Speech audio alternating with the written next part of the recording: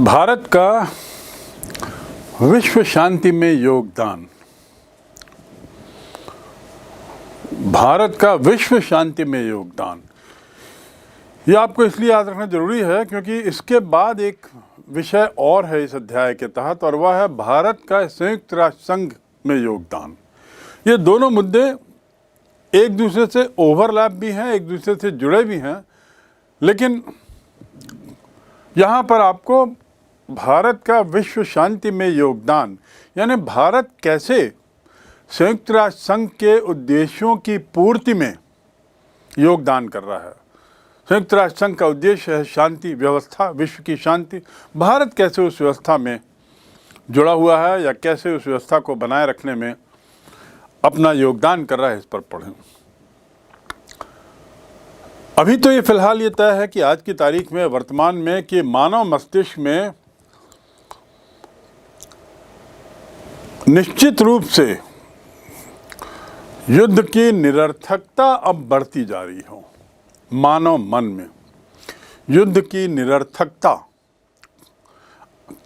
अब दिमाग में बैठते जा रही हो। एक उक्ति है प्रसिद्ध, there cannot be a bad peace and a good war.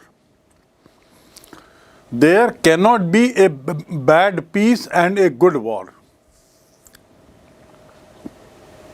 युद्ध कभी अच्छा नहीं होगा, चाहे कैसा भी हो, अच्छा नहीं होगा, अंततः उसका परिणाम बुरा ही होगा। और ऐसी शांति कभी बुरी नहीं होगी। कुछ समय तक शांति के कुछ दुष्प्रभाव हो सकते हैं, लेकिन अंततः शांति अच्छी ही होती है। ये भावना अब लोगों के मन में, विश्व के राजनयिकों में, विश्व के नेताओं में घर करने लगी है। ये सत्य है, और कि अब ये भी लोग महसूस करने लगे हैं कि विश्व में युद्ध कभी भी कोई सा सनातन समस्या नहीं दे सकता, और न ही वो अंतिम समाधान है। युद्ध कभी अंतिम समाधान नहीं होगा। युद्ध के बाद ऐसे कारण उपजेंगे जो पुनः युद्ध की स्थिति पैदा करेंगे, और यदि उन स्थितियों को रोका जाए, रोकना संभव है, तो वो केवल शांति वार्ता द्वारा। तो शांति जो है, शांति प्रयास, सार्थक प्रयास, ये समस्या का अंतिम समाधान हो सकते हैं, युद्ध नहीं। एक और प्रसिद्ध उक्ति है, वॉर बिगेट्स वॉर। युद्ध जो है वो युद्ध को ही जन्म देता है। आप जर्मनी के इतिहास की ओर नजर डालें तो जर्मनी जो देश है उसका निर्माण युद्ध से हुआ। 1874 के आसपास युद्ध से उसका निर्माण हुआ। 1874 के आसपास उसकी आधिकारिक दृष्टि से घोषणा हुई, उसकी स्थापना की। और चूंकि युद्ध से उसका निर्माण हुआ था, 1914 के प्रथम विश्व युद्ध में जर्मनी को मुंह की खानी पड़ी। फिर जर्मनी उभरता है और दूसरे विश्व युद्ध का कारण बनता है हिटलर के नेतृत्व में। परिणाम 1945 में युद्ध समाप्त होने पर विश्व के शक्तिशाली देश जर्मनी को 4 भागों में तोड़ देते हैं, और 4 भागों में तोड़ने के पीछे उनका उद्देश्य होता है जर्मनी को ऐसा तहस नहस कर देना कि दोबारा वह युद्ध का कारण न बने, जैसा कि पूर्व का इतिहास बताता है। तो कुल मिलाकर कहने का तात्पर्य यह है कि लोगों के मन में ये बात घर करते जा रही है, जो अच्छी चीज़ है, कि किसी भी समस्या का, चाहे वह कितनी ही जटिल क्यों न हो, उस समस्या का अंतिम अंत शांति में है, न कि युद्ध में। चाहे कोई भी विकासशील देश हो, विकसित हो, गरीब हो, अमीर हो, सभी शांति चाहते हो। Developed country, developing country, under developed country, rich country, poor country, powerful country, week country, सभी चाहते हैं शांति रहे भाई। और ये शांति की ज़रूरत और इसलिए बारंबार महसूस की जाती है क्योंकि द्वितीय विश्व युद्ध की यादें अभी भी ताज़ा हैं। इस तरह का जो विचार है युद्ध नहीं होने का, शांति का, ये एक तरीके से नए युग की शुरुआत है। और इसी कारण विश्व में एक तरीके से तृतीय विश्व युद्ध नहीं हो रहा है। घटनाएं हो रही हैं, हम उन्हें एक तरीके से छुटपुट घटनाएं कह सकते हैं, यद्यपि उनमें से कुछ घटनाएं बड़ा व्यापक रूप ले ली थी, लेकिन इसमें कोई दो मत नहीं कि एक ऐसी विचारधारा आ चुकी है जिसने नए युग की शुरुआत की है विश्व शांति में, जिसके तहत सभी लोग चाहते हैं कि शांति और व्यवस्था चारों ओर फैले। भारत, जहाँ तक भारत की बात है, शुरू से ही वो शांति का पुजारी रहा है। चाहे वो अशोक के काल की बात करें, चाहे इसके पूर्व की बात करें, सतत रूप से भारत ने अहिंसा का पक्ष लिया है, शांति का पक्ष लिया है। भारत के द्वारा जो नीति अपनाई गई है उसने विश्व राजनीति को काफ़ी प्रभावित किया। 1947 से स्वतंत्र होने के बाद से भारत की विश्व शांति में बड़ी अहम भूमिका रही है। भारत ने कई बार हस्तक्षेप किया है, विश्व के तनाव को घटाया है, विश्व के में देशों के टकराव में कमी लाया है और युद्ध से बचा भी है और बचाया भी है। 1955 में पंचशील का सिद्धांत भारत ने लाया।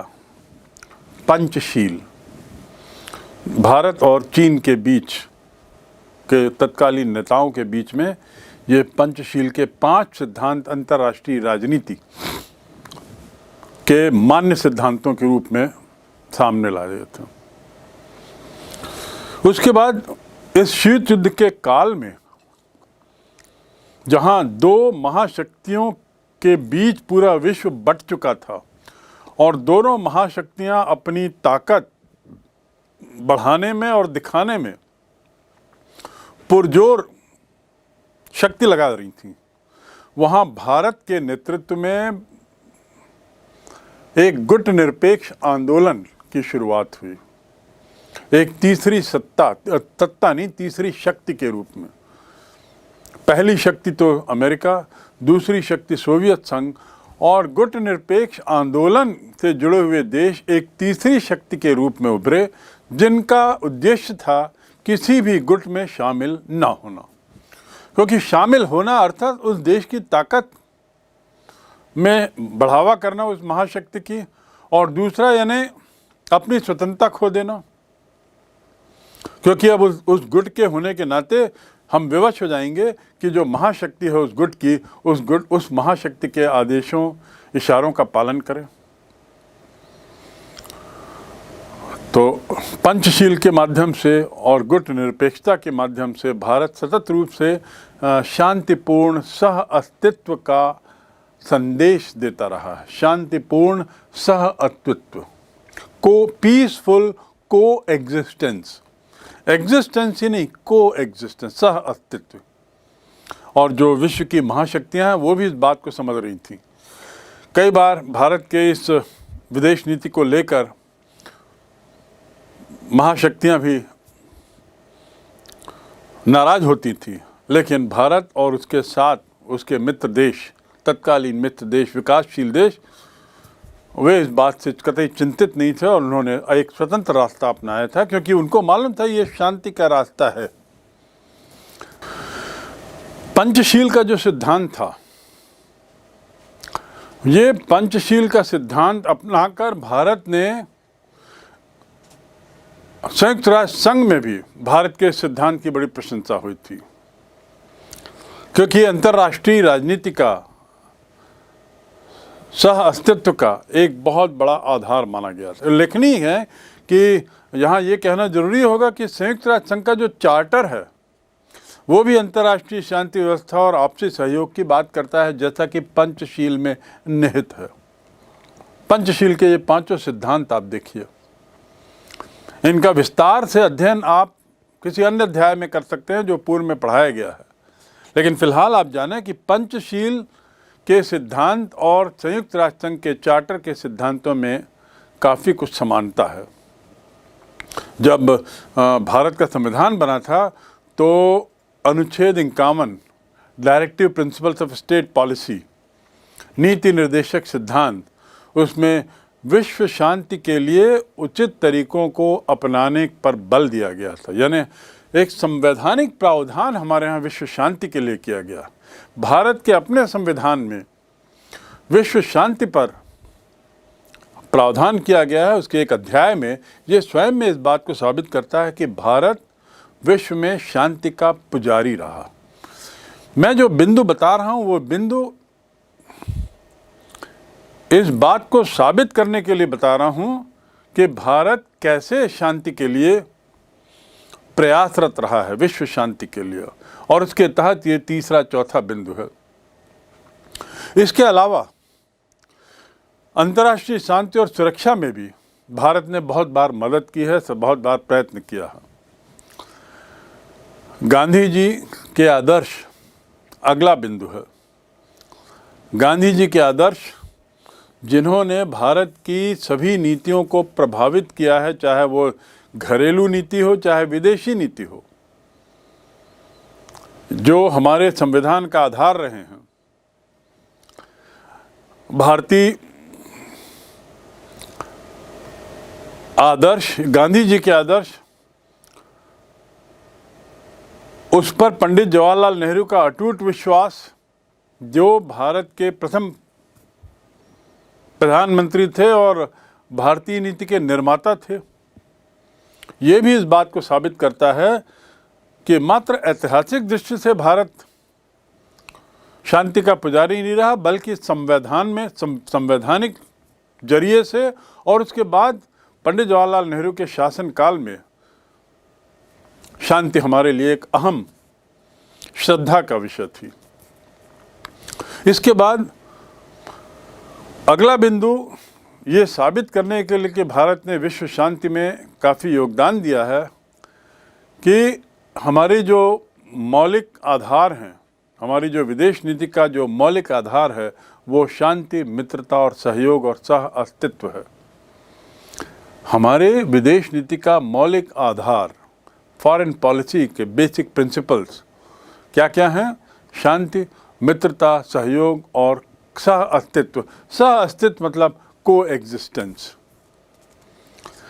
इसी दृष्टि से चलते हुए भारत ने अंतर्राष्ट्रीय मंच पर हमेशा तनाव, टकराहट, संघर्ष आदि से बचकर अपने रास्ता निकाला है और सफलतापूर्वक निकाला है।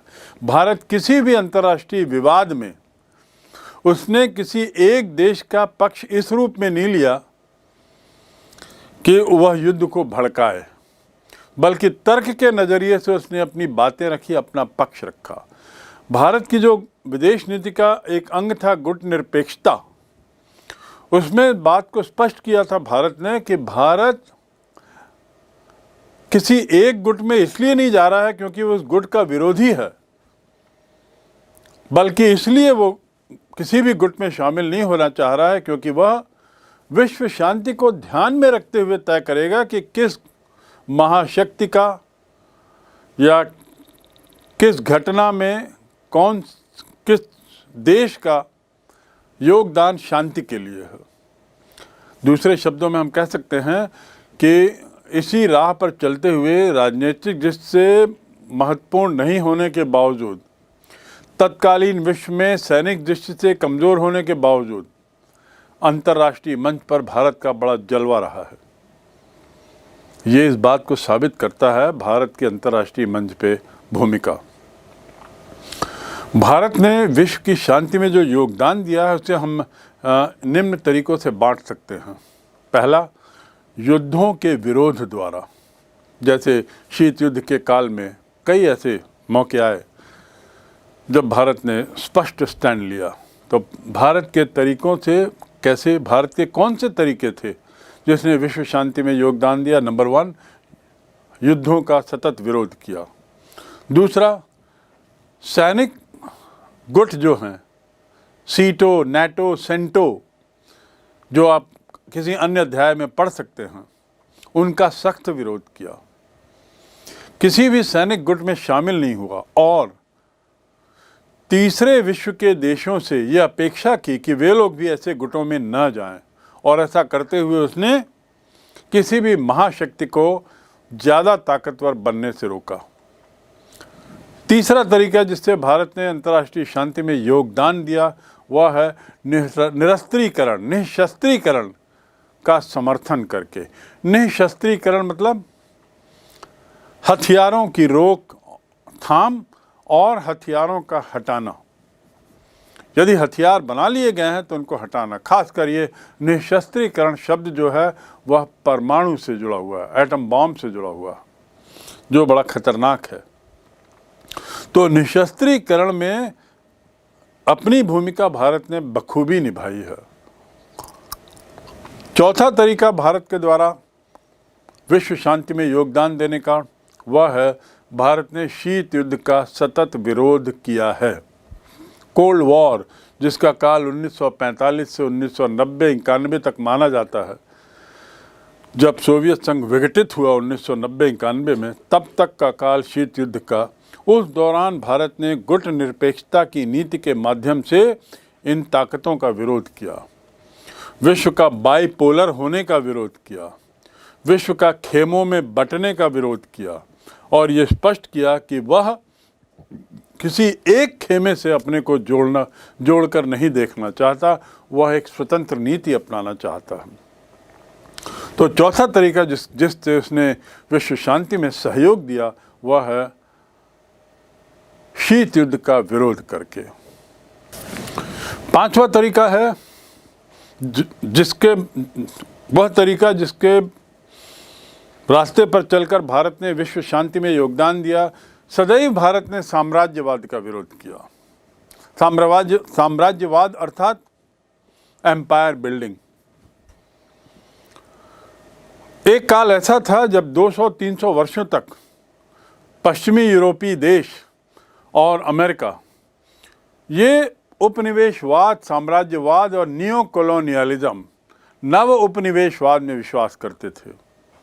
भारत ने इसका सख्त विरोध किया और भारत के इस सख्त विरोध का ही परिणाम था कि अफ्रीका के बहुत से देश स्वतंत्र हुए, उपनिवेशवाद नीति से बाहर आए, साम्राज्यों का पतन हुआ और स्वतंत्र देश बने। भारत की स्वतंत्रता के बाद लगभग 100 नए देशों का जन्म होता है जो उससे अपने जन्म से पूर्व किसी न किसी साम्राज्य के उपनिवेश थे। तो इस प्रकार भारत ने शांति बनाए रखने में, विश्व शांति में योगदान साम्राज्यवाद का विरोध करते हुए, क्योंकि इसका मायने ये हुआ कि साम्राज्यवाद का विरोध करना अर्थात किसी एक देश द्वारा किसी दूसरे देश पर कब्जा करने का प्रयास, कब्जा करके मूल उपनिवेश बनाने का प्रयास ही तो साम्राज्यवाद कहलाता है। भारत का सतत विरोध किया और इस प्रकार इसने किसी एक देश द्वारा दूसरे देश पर हमले का विरोध किया। अगला तरीका भारत के द्वारा शांति बहाली में या शांति बनाए रखने में संयुक्त राष्ट्र संघ के कार्यों में सक्रिय योगदान। संयुक्त राष्ट्र संघ के विभिन्न अंग, उसके विभिन्न जो संगठन हैं उसमें बहुत एक्टिव रहा है। भारत ने बड़ा सक्रिय योगदान, एक संस्थापक देश तो रहा ही है। प्रारंभिक 51 देशों में भारत भी था जिसने संयुक्त राष्ट्र संघ की स्थापना के चार्टर पर हस्ताक्षर किया 30 अक्टूबर 45 को। इस संस्थापक देश होने के अलावा गत 70 वर्षों से लगातार वह संयुक्त राष्ट्र संघ के विभिन्न कार्यों में सक्रिय भूमिका निभाता रहा है। हमारे देश के राज्याध्यक्ष, प्रधानमंत्री बखूबी प्रयास करते हैं कि वे महासभा में अपनी उपस्थिति, व्यक्तिगत उपस्थिति दर्ज कराएं। उसके बाद अगला बिंदु अपनी असंलग्नता की नीति के द्वारा। असंलग्नता से क्या तात्पर्य है? किसी एक के साथ नहीं जुड़ना, असंलग्न रहना। किसी एक महाशक्ति के साथ, किसी एक बड़ी ताकत के साथ केवल इसलिए जुड़ जाना कि उससे हमें कुछ फ़ायदा होगा, ये सही नीति नहीं है। भारत की नज़रों में सही नीति वो है जहां वह मुद्दे दर मुद्दे अपनी बात रखे, मुद्दे दर मुद्दे अपनी बात रखने के लिए स्वतंत्र है। इसे कहते हैं असंलग्नता की नीति। तो इस प्रकार भारत ने ये नीति अपनाते हुए सुनिश्चित किया कि वह कोई ऐसा कदम ना उठाए जो किसी देशों को भड़काए। 8वां तरीका, राष्ट्रमंडल की सदस्यता। राष्ट्रमंडल क्या है? अंग्रेजी में इसे कॉमनवेल्थ कहते हैं। कॉमनवेल्थ से क्या तात्पर्य है? कॉमनवेल्थ एक ऐसा संस्था है, एक ऐसा संगठन है जो संयुक्त राष्ट्र संघ जैसा ही वैश्विक संगठन है। संयुक्त राष्ट्र संघ जैसा ही वैश्विक संगठन है, लेकिन संयुक्त राष्ट्र संघ में जहां विश्व के सभी देश सदस्य बन सकते हैं, जिनकी संख्या वर्तमान में 193 है, वहीं कॉमनवेल्थ में वे देश सदस्य बन सकते हैं जो पूर्व में किसी न किसी काल में ब्रिटिश एम्पायर का हिस्सा थे।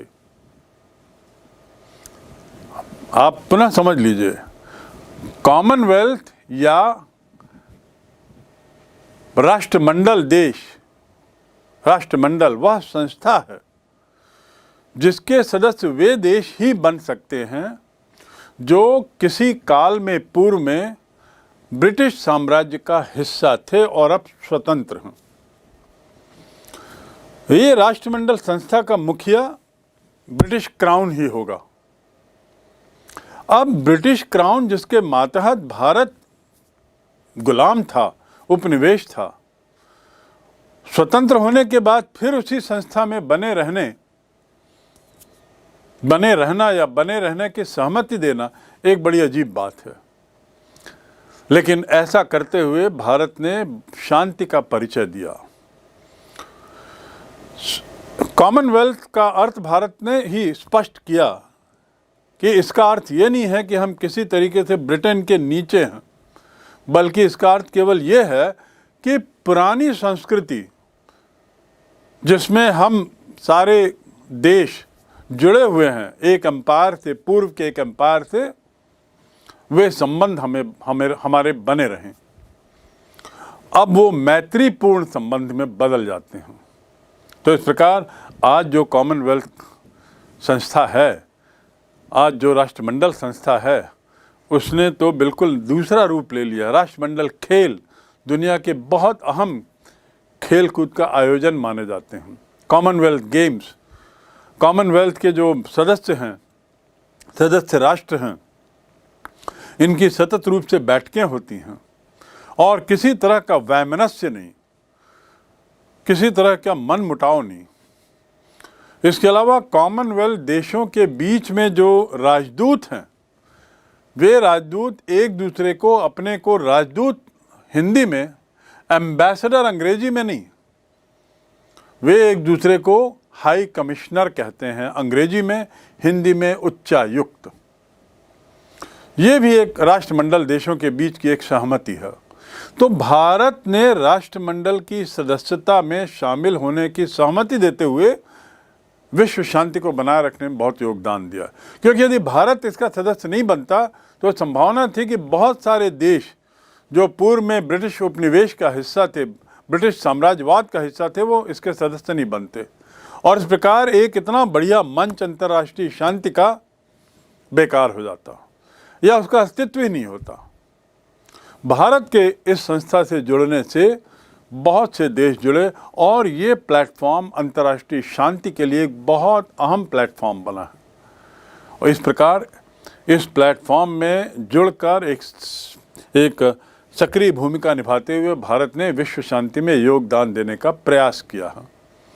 उसी प्रकार अफ्रो एशियाई सम्मेलन में सक्रिय रूप से भाग ले रहा है। अफ्रो एशियाई सम्मेलन, अफ्रीका और एशियाई देशों के सम्मेलन में भी भारत सक्रिय रहा है। अंतिम बिंदु है पराधीन राष्ट्र। भारत जब स्वतंत्र हुआ तो मैंने बताया कि लगभग 100-125 देश उसके बाद स्वतंत्र होते चले गए। यानी स्वतंत्रता का जो नया दौर चला उसकी शुरुआत भारत से हुई संभवतः। और इसका मतलब ये हुआ कि ये सब देश जो पराधीन थे, भारत की स्वतंत्रता से प्रेरित होकर इन्होंने भी ऐसा कुछ किया कि ये स्वतंत्र होते चले गए। अर्थात भारत ने इन देशों की स्वतंत्रता में काफ़ी कुछ योगदान दिया और ऐसा करते हुए उसने विश्व शांति में एक अहम भूमिका निभाई है। और ये इसमें से काफ़ी सारी भूमिकाएं जो आप पढ़ रहे हैं उसका संयुक्त राष्ट्र संघ से कोई ताल्लुक नहीं है। इसीलिए मैंने प्रारंभ में आपको कहा कि अभी जो हम पढ़ने जा रहे हैं वह है भारत का विश्व शांति में योगदान। भारत का विश्व शांति में संयुक्त राष्ट्र संघ के माध्यम से योगदान तो अलग विषय है जिसे हम पढ़ेंगे। तो ये जो बिंदु है ये बहुत अहम है। पराधीन राष्ट्रों के स्वतंत्रता आंदोलन में सक्रिय रूप से योगदान देना। भारत ने बहुत से देशों में स्वतंत्रता, वहाँ के स्वतंत्रता आंदोलन में, जिसमें आखिरी देश आप कह सकते हैं बांग्लादेश, जहाँ के स्वतंत्रता आंदोलन में भारत ने सैनिक कार्रवाई करते हुए पाकिस्तान को हराया और ऐसा करते हुए पाकिस्तान विवश हो गया कि वह पूर्वी पाकिस्तान, तत्कालीन पूर्वी पाकिस्तान को स्वतंत्रता दे और उस देश का जन्म हुआ 1971 में बांग्लादेश के रूप में। तो इस प्रकार भारत ने इन देशों के एस्पिरेशंस को, उम्मीदों को, स्वतंत्रता की ललक को वास्तविकता दिलाते हुए, स्वतंत्रता की ललक में के पाने की ललक में अपना योगदान देते हुए एक तरीके से विश्व शांति में योगदान दिया है। तो हम संक्षेप में हम कह सकते हैं कि भारत शुरू से ही शांति का पुजारी रहा है। और कैसे रहा है इसके ये बहुत सारे एविडेंसेस, बहुत सारे आपके सामने उदाहरण रख दिए हैं।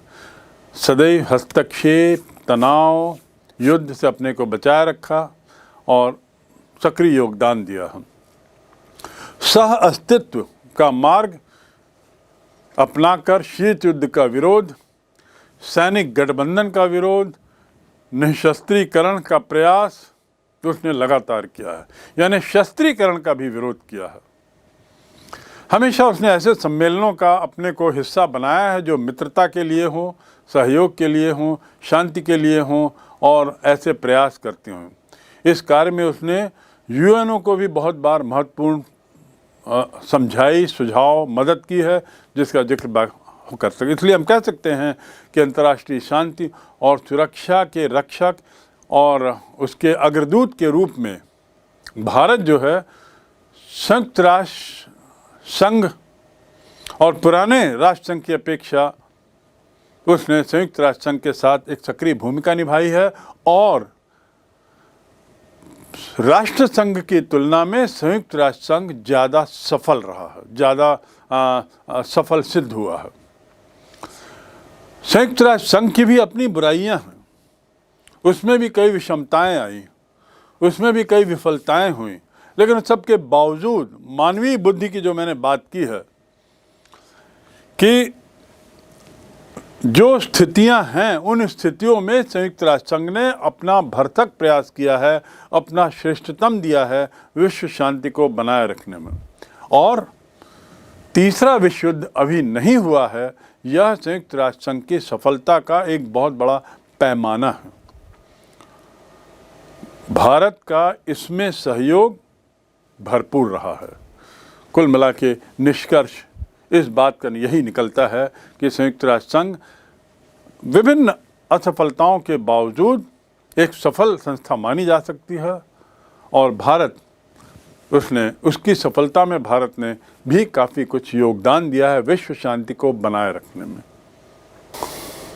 अभी तक हमने पढ़ा था विश्व शांति में भारत का योगदान, यानी संयुक्त राष्ट्र संघ का जो लक्ष्य है उस लक्ष्य की पूर्ति में भारत कैसे अपनी भूमिका स्वतंत्र रूप से उस लक्ष्य की पूर्ति में संयुक्त राष्ट्र संघ के प्लेटफॉर्म से बाहर रहते